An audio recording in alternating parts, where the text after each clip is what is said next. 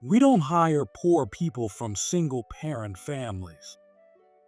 At that moment, I witnessed something unbelievable. As soon as the president said that, the employees burst into laughter. "I'm leaving." I forced the words out and turned my back to them.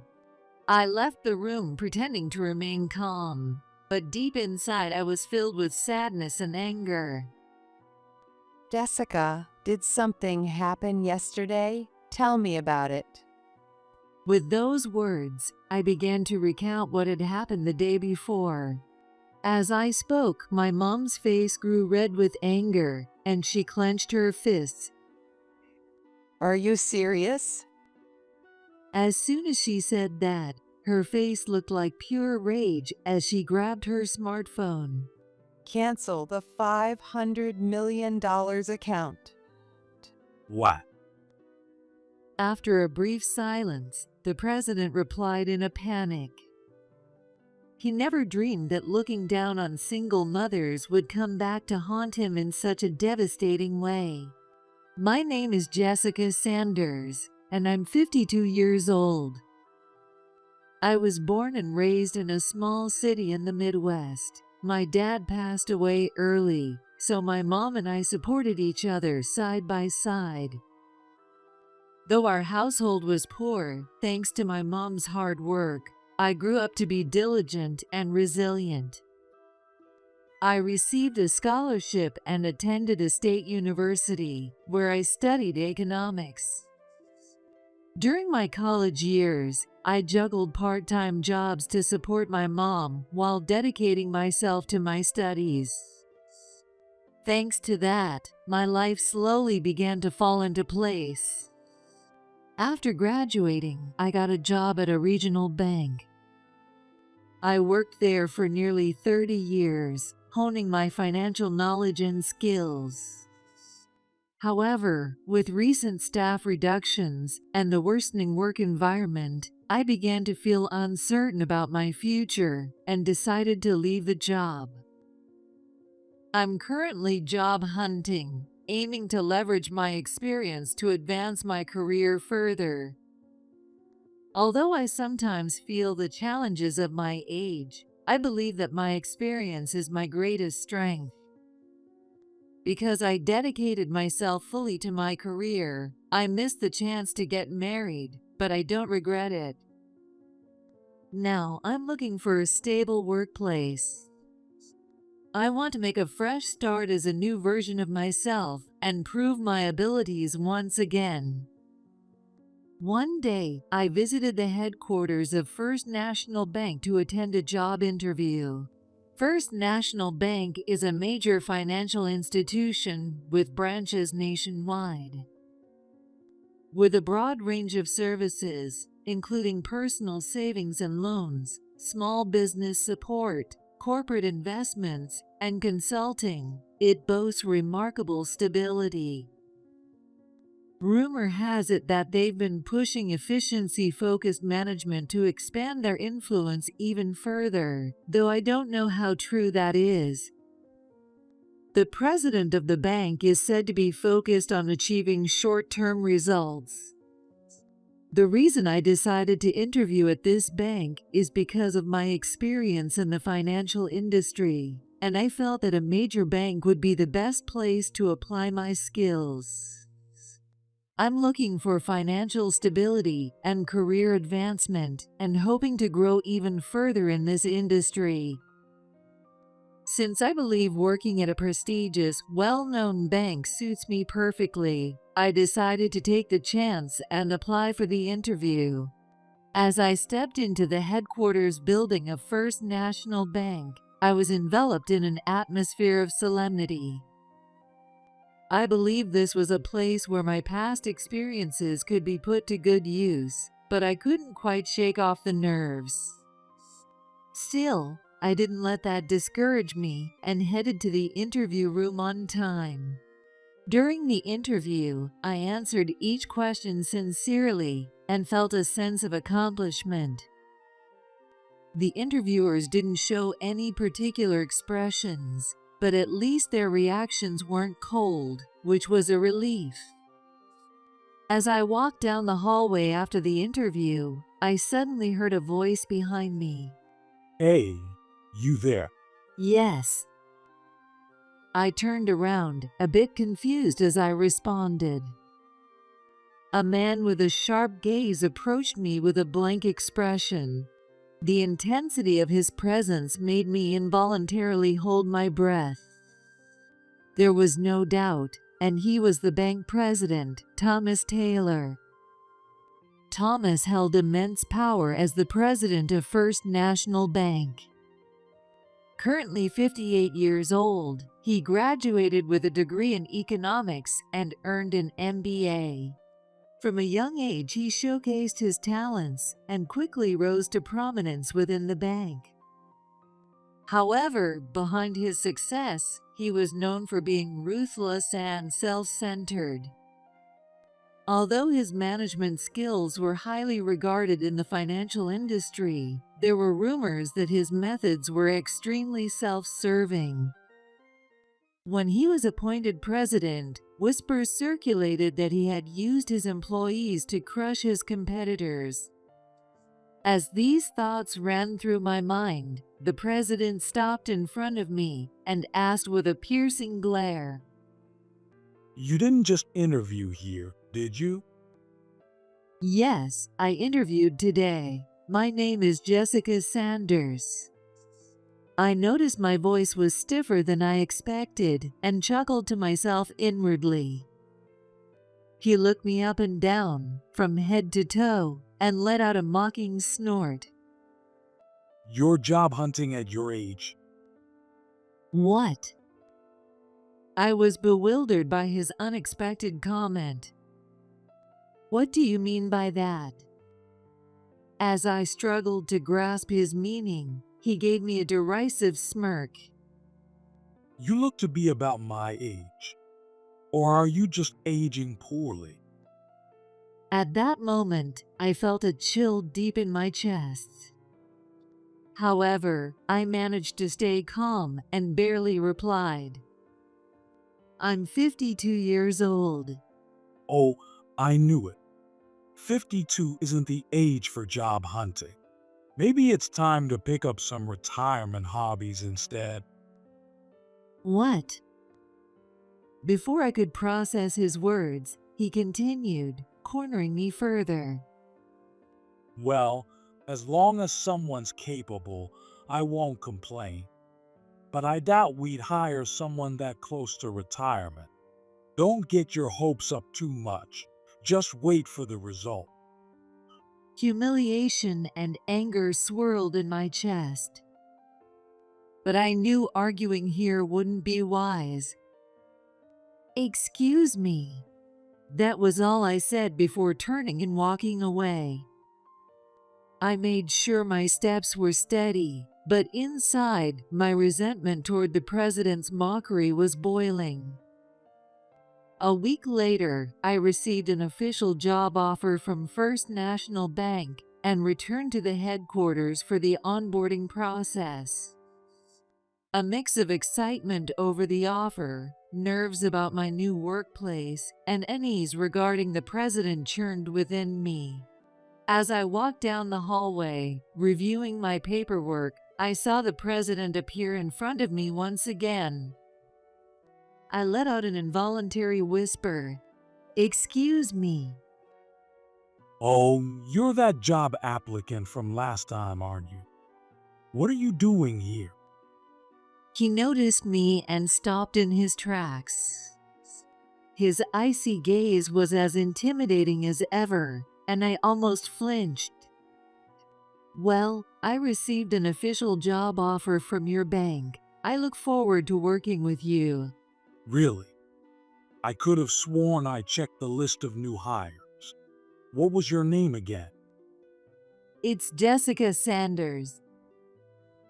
When I answered, the president furrowed his brow as though trying to recall something. Oh yeah, I think that was your name. I do remember there was one applicant from a single-parent household in this batch. That was probably me. He narrowed his eyes, looking surprised. Well, it was you. You grew up in a single-parent household. Wow, I didn't think our recruiters would hire someone from that background. Well, is there a problem with that? I asked, my voice a mixture of shock and confusion. He answered with a look of disdain. Oh, absolutely. People from single-parent households don't exactly radiate the kind of class you'd expect from a banker. I don't think that's true. His words pierced me like a dagger. I managed to mutter a small rebuttal, but he sneered and continued. Jessica, was it? Are you seriously trying to argue with the president of this bank? No, that's not my intention. I couldn't afford to lose this job. That thought held back my words. Eventually, he shrugged with irritation and walked off somewhere else. I quickly hurried away from the spot as well. Once I completed the paperwork and stepped outside, I took in the crisp, cold air, calming my turbulent emotions. Now that I had secured the position, I needed to carefully consider how to handle my interactions with him moving forward. That heavy feeling weighed on my chest.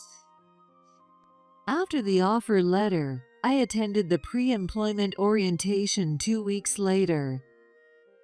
As I headed to the venue, I felt excitement about standing at the starting line of my new workplace, and a sense of motivation for the future bubbled up inside me.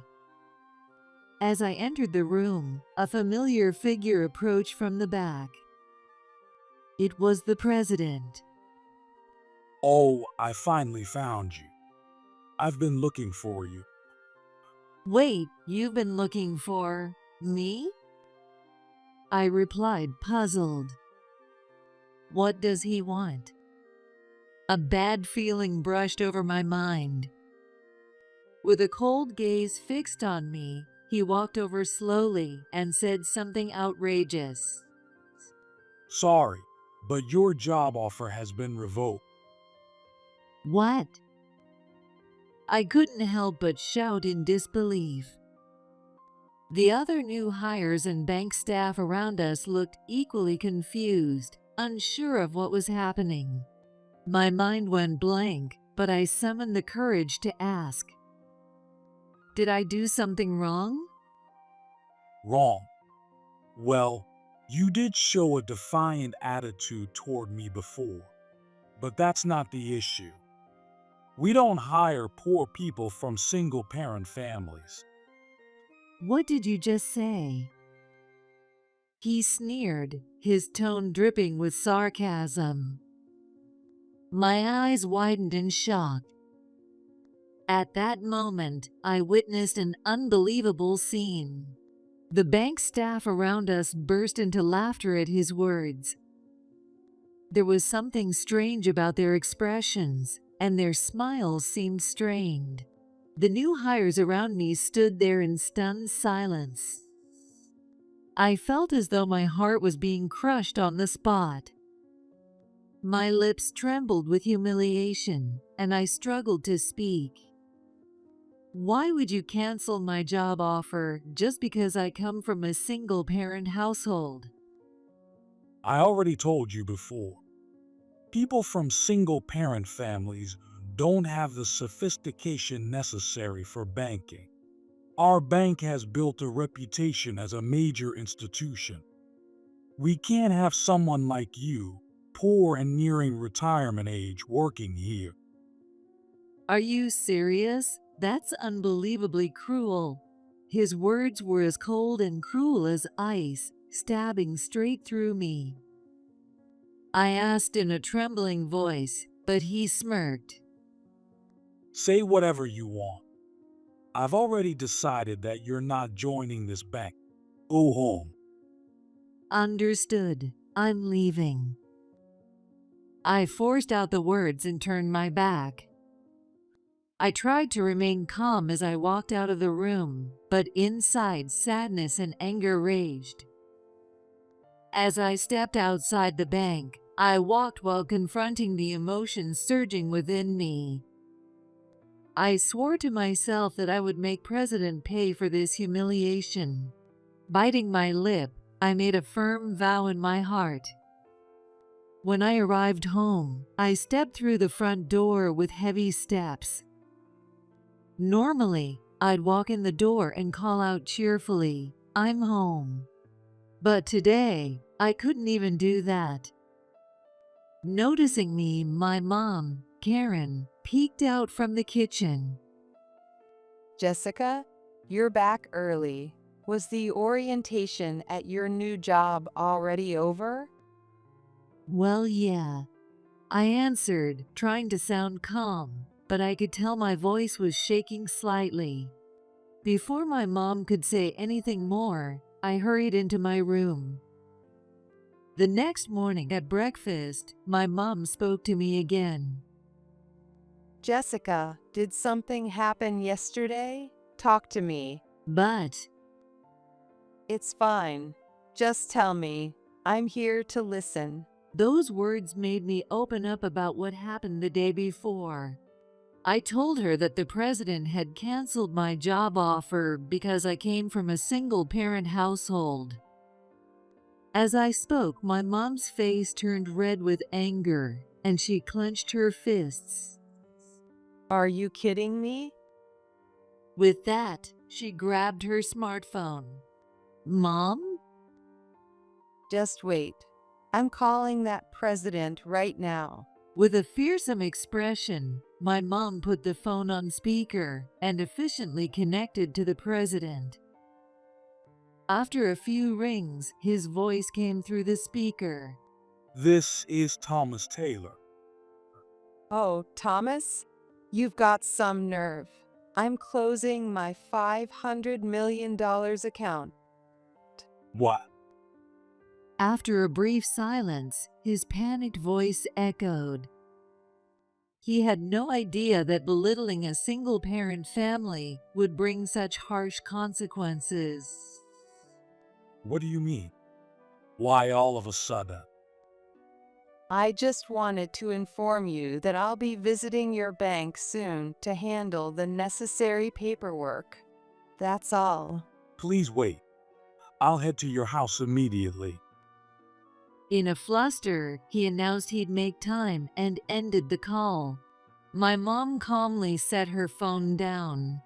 An hour later, the president arrived at our home. Our doorbell rang, and when I opened the door, Thomas was standing there. He looked shocked to see me. Why are you here? "This is my mom's and my home." Your mom? Wait. Don't tell me. I nodded calmly as I replied, "Yes, the person who just called you, Karen Sanders, is my mother." No way. His eyes widened in disbelief. You're supposed to be some poor girl from a single-parent home. Who are you calling poor? Oh no, Karen. At that moment, my mom appeared from the back, where she had briefly stepped away. His voice trembled with fear as he shrank in front of her. Karen, why on earth would you decide to close your $500 million account?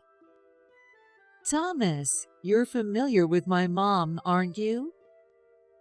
I looked straight at him. He quickly began explaining in a fluster. Of course. She's the founder and chairwoman of Sanders Beauty, that renowned cosmetics company, and a private investor. She's one of our most important clients. My mom remained calm, her eyes cold as she gazed at him, with a faint smile on her lips. My mom, Karen Sanders, is known both domestically and internationally as the chairwoman of Sanders Beauty. The brand is famous for its high-quality skincare products made with natural ingredients and has established itself as a highly trusted name. Since I was a child, I admired her commitment to the principle, true beauty comes from health, and her dedication to social contribution and environmental protection. It was more than just business to her. My mom placed great importance on fulfilling social responsibilities, not just achieving corporate success, and she stood firm on her values. Her upbringing was unimaginably harsh. She grew up in a rural village shortly after World War II, living in extreme poverty. In her teens, she lost her father and supported her mother and younger siblings while attending school. Because of those hardships, she carried a strong resolve and left her hometown to seize new opportunities in the city. She gave up attending college, studied business and marketing on her own, and paved her way through hands-on experience. That's why she was often praised as a practical genius. She started a small cosmetic sales business and gradually built it from the ground up. Even after marrying my dad and having me, we didn't live a wealthy life for a while. However, thanks to her honest business approach and innovative products, she earned her customers' trust. Eventually, she expanded the business and established Sanders Beauty. The brand quickly gained success both nationally and internationally, and now generates billions of dollars annually. While her management skills are exceptional, she's also known for being strict yet fair with her employees, and is highly respected within the company.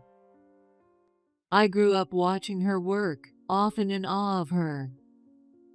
It turns out my mom had deposited $500 million in First National Bank. That money came from her company's profits and personal investments. Closing an account with that much money would have a massive impact on the bank. That's why Thomas was in a state of panic. Thomas, do you still not understand why I said I'm closing my $500 million account? What? He still looked clueless as my mom calmly questioned him. She sighed and pointed out the real issue. You canceled my daughter's job offer for an unreasonable reason, didn't you? That's. My mom slowly turned to me and met my eyes. Jessica, tell me again. What exactly did he say to you? He said, "We don't hire poor people from single-parent families." Come on. You didn't have to be that honest. The moment those words left his mouth, he jumped in, flustered. My mom's voice grew even colder. What do you mean by that? Explain yourself. Well, He stammered, unable to form a proper response as my mom stared him down without relenting. Then he glanced at me and suddenly asked, why didn't you tell me your mom was Karen? "I thought you already knew and made those comments regardless. I told you my full name multiple times, didn't I?" That alone isn't enough for me to figure it out. He muttered under his breath as my mom glared at him sharply. But I pressed on without hesitation. "Why didn't you notice? If you had properly reviewed my profile, you would have known what my mom does for a living." Well, He fell silent, beads of nervous sweat forming on his forehead. The truth is, during my interview, I answered all the questions honestly, including those about my mom. The interview notes should have contained that information. However, even though Thomas knew Karen Sanders was a major client of the bank, he never realized that she was my mom. His prejudice against single-parent families made him overlook accurate information about me. He swallowed hard, rendered speechless. Perhaps overwhelmed by the reality of the situation, he remained silent. My mom maintained her firm and composed demeanor. In the first place, isn't it inappropriate to ask about an applicant's family during an interview? I thought asking about family background was prohibited. We only ask just in case. Of course, we'd never base our hiring decisions on someone's family background. Then why was my job offer revoked yesterday? You rejected me because I come from a single-parent household, right? I asked calmly, but his answer was vague. Well, that is. Be honest. If you lie, I won't forgive you. Yes, ma'am. My mom's icy words made him flinch. Reluctantly, he began explaining the truth. According to him, his outdated beliefs led him to assume that my background could negatively affect the bank's image and clientele, prompting his misguided decision. In other words, it was the president's prejudice that led to the cancellation of my job offer. Apparently, he frequently asked interviewees about their family backgrounds and only hired those he deemed fit for a banking position. Once Thomas finished his explanation, the room fell silent. The atmosphere grew heavy until my mom spoke again.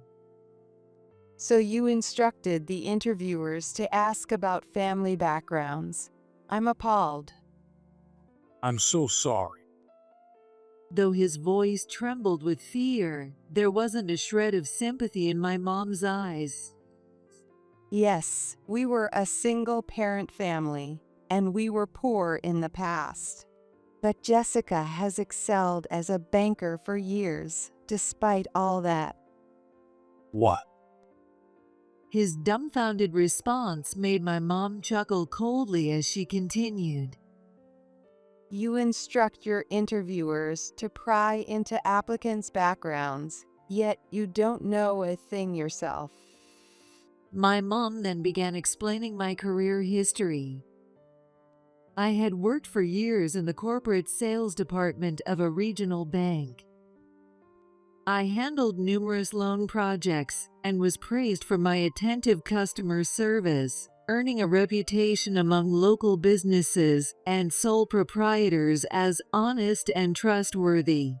My supervisors considered me a strong candidate for a management role, and I was often sought out by my colleagues in the corporate sales department for advice.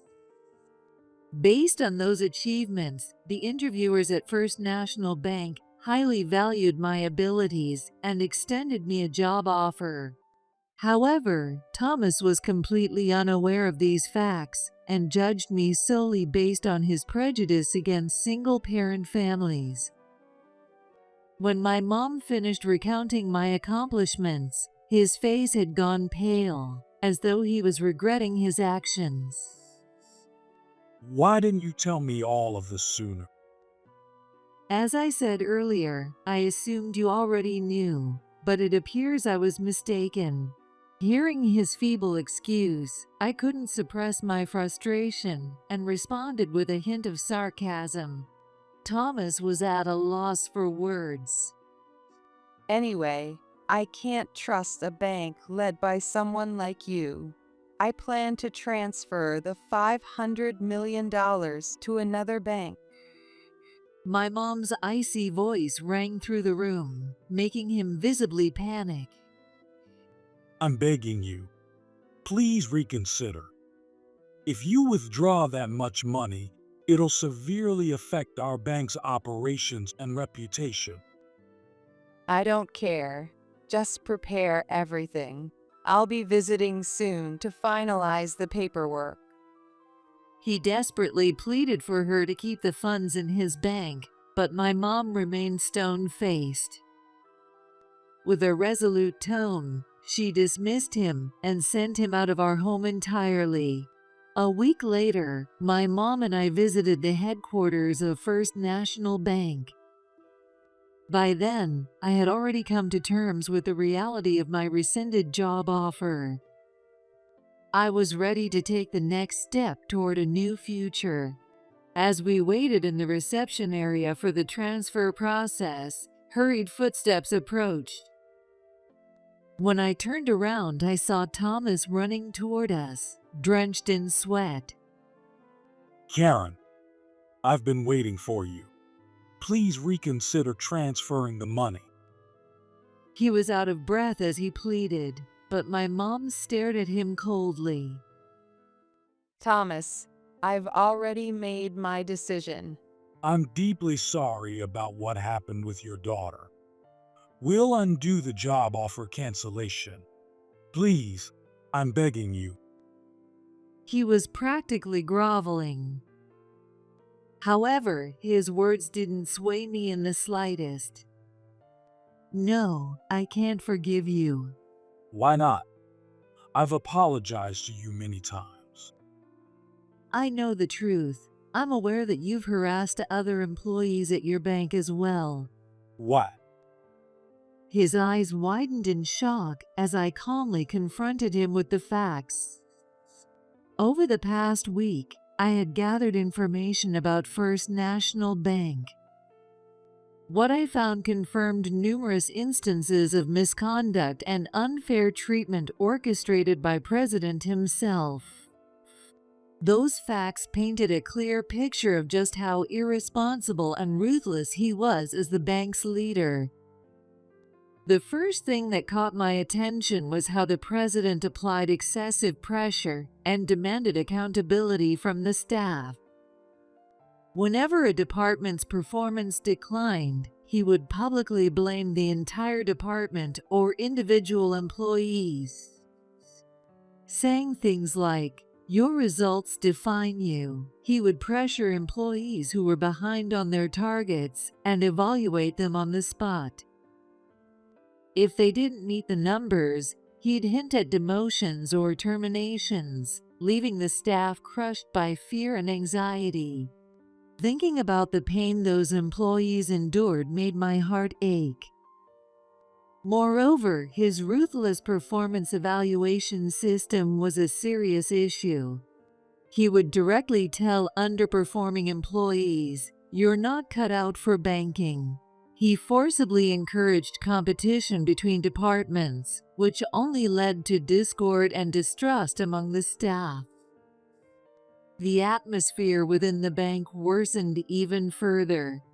The internal politics were horrendous, and Thomas would openly cold shoulder or ignore rival employees and executives. No matter how capable someone was, if they didn't align with his preferences, he showed no mercy. Even more shocking, he completely disregarded requests for workplace improvements. With phrases like, "Banks exist to make a profit," he continuously ignored the need to improve working conditions. This attitude fueled dissatisfaction and lowered morale throughout the workplace.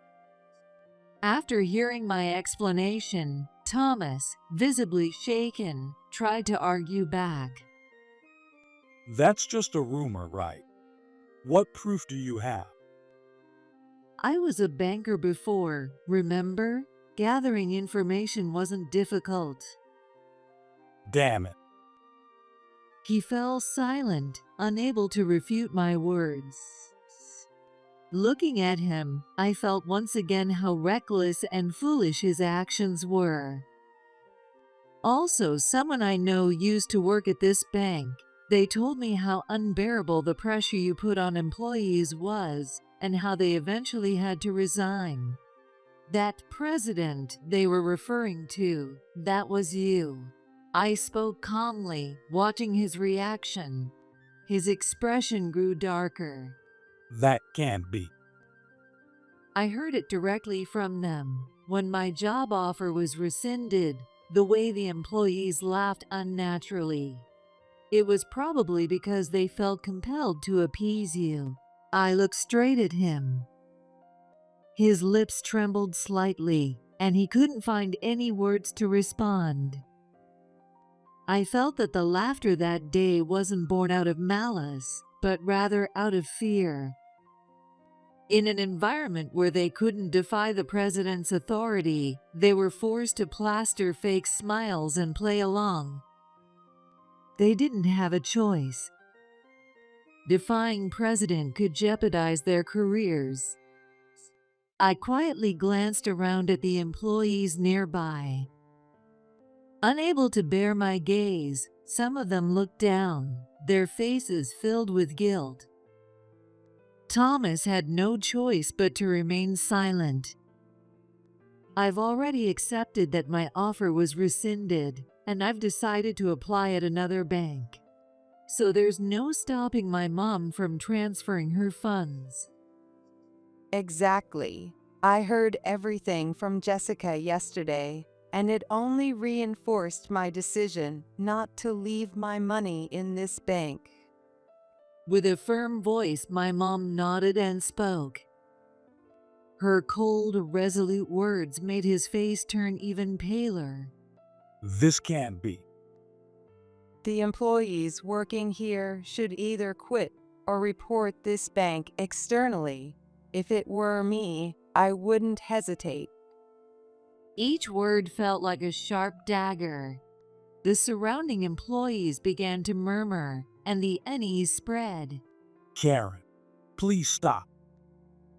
Jessica, you shouldn't work at a place like this. You're right. I'll apply to a better bank next. My conversation with my mom solidified my resolve. No matter how hard President pleaded, I felt no attachment to this place. I'm truly sorry. I'll keep apologizing for the rest of my life and offer you special treatment. So please convince Karen not to close her account. He begged, but his words didn't move me at all. No, thank you. I will not forgive you. Neither will I. I'm done with this bank. No, I never thought it would come to this. Watching his face contort in despair, I spoke without hesitation. Hearing my mom's resolute words, he collapsed, sitting down on the floor. Ignoring him, my mom and I completed the necessary paperwork. The moment we stepped outside the bank, the fresh air felt comforting. My determination to take the next step toward a new future grew stronger in my heart. After we returned home, we reflected on the events of the day. We could only imagine the blow that withdrawing such a large sum of money would deal to the bank's liquidity. In reality, the impact was far more severe than expected. Uncertainty spread within the bank, and cracks in its management became increasingly visible. Moreover, employees who had long resented the president's unjust practices finally decided to speak out. The united employees exposed the harsh working conditions to the public, and the media widely covered the story.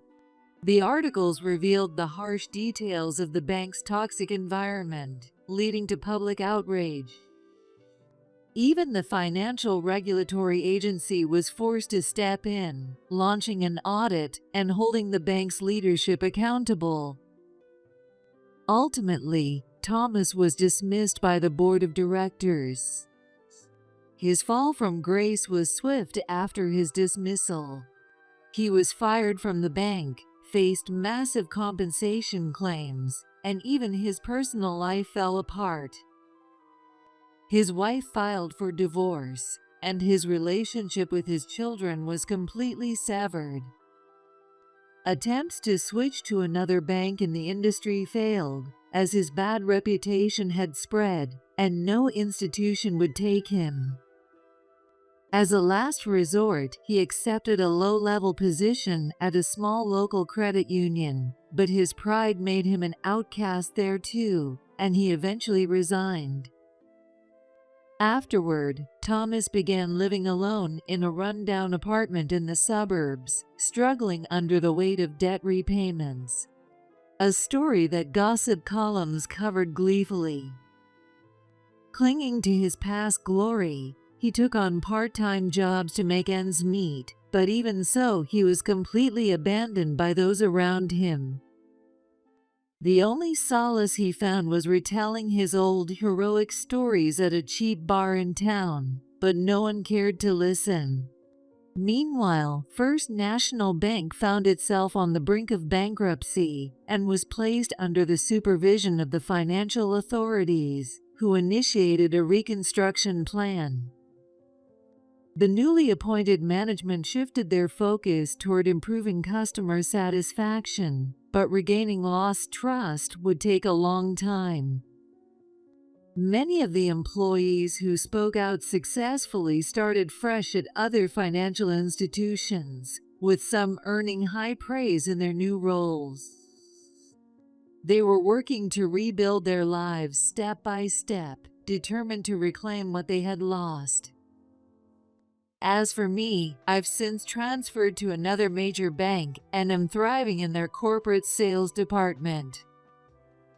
My past experience has proven invaluable in my current role, and I can feel myself growing day by day.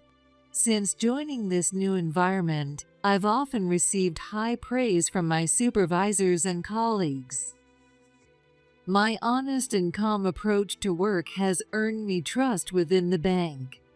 I've realized that overcoming those tough times has made me who I am today.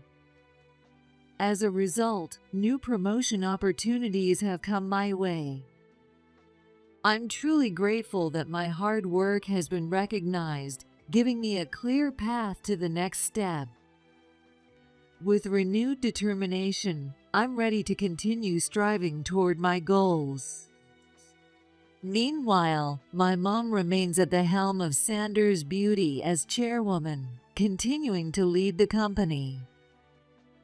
Her business is thriving, and under her leadership, the brand is growing stronger and making great strides in social contribution efforts. Her support of my decision to switch careers and her pride in me have given me the confidence to fully dedicate myself to my work. The bond between us has deepened even further. I regularly receive advice from my mom, and sometimes we travel together or have fun chats about beauty and health. Those moments have become a great source of emotional strength for me. The success of her company has brought stability to our family, allowing me to stay focused on my career. Cherishing the value of working with integrity and sincerity that I inherited from her, I plan to continue advancing toward even higher goals.